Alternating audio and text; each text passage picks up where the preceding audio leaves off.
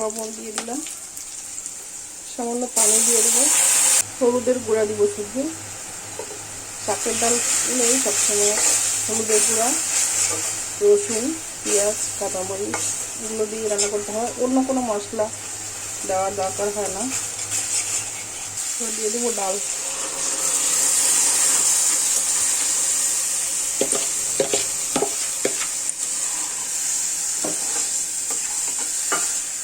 ডালটা ভালোভাবে কষিয়ে নেব।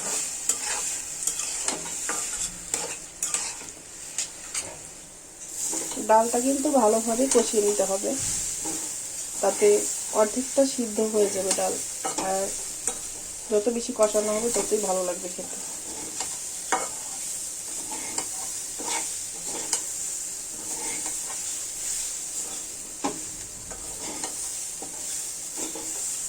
আর এখানে আমি গরম পানি দিয়ে দেব, গরম পানি দিলে তাড়াতাড়ি হয়ে যাবে। আর এই শাকের ডালটা কিন্তু খুব সহজে ঝটপট রান্না হয়ে যায়, একদমই ঝামেলা নেই, অল্প সময়ের মধ্যে রান্নাটা হয়ে যায়। রান্না করতে খুব একটা টাইম লাগে না, আর খেতেও অনেক মজা।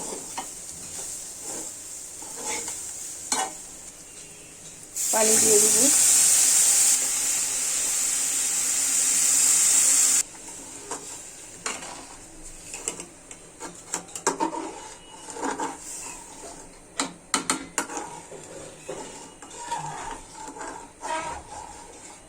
লবণটা চেক করে দেখবো লবণ ঠিক আছে কিনা।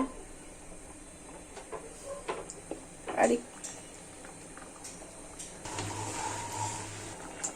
এবার একটু ঘুটনি দিয়ে আমি ঘুটে নিব, ডালটা যাতে ঘুটে যায়।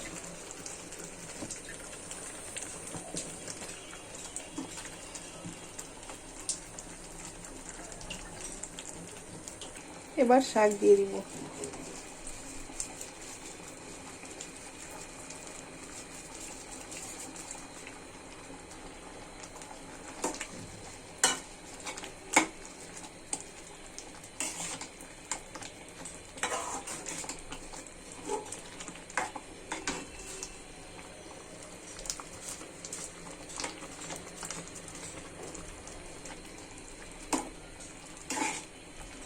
শাক দিয়ে কিন্তু খুব বেশি সময় রাখা যাবে না,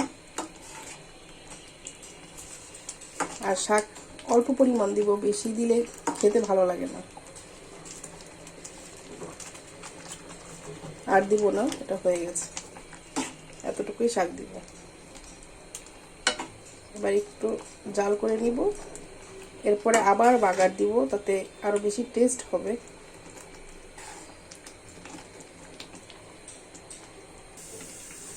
বাগারের জন্য তেল দিয়ে দিচ্ছি, আর দিয়েছি পেঁয়াজ আর রসুন কুচি।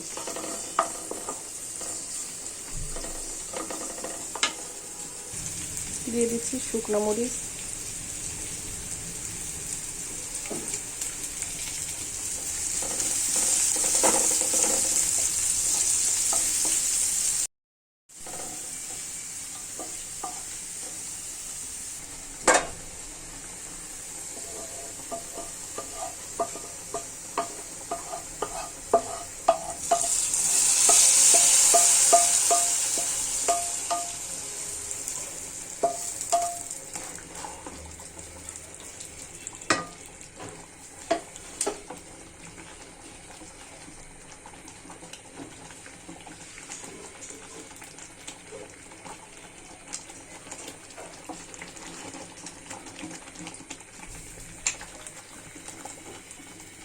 হয়ে গেল মজাদার পাটের শাকের ডাল। আর এটা বরিশালের ঐতিহ্যবাহী, খেতে কিন্তু অসম্ভব মজার,